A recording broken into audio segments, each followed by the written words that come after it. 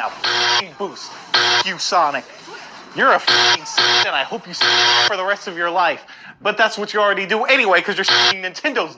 That's why you don't have any consoles. That's why you don't make any first-party games. You're a third-party ass. See there, Sonic, you little bitch. Never gonna be anything in life, because you're releasing Sonic Boom Dash 2 and some bullshit like that, and then you want to resort to Sonic Dash, or I'm sorry, Sonic Runners with your $50 red rings that no one gives a shit about. No one gives a shit about these dumbass characters. I don't even know why the fuck I download them. Do it just because, you know, people want to see that shit. Jesus Christ. F*** you, Sonic. Dead ass.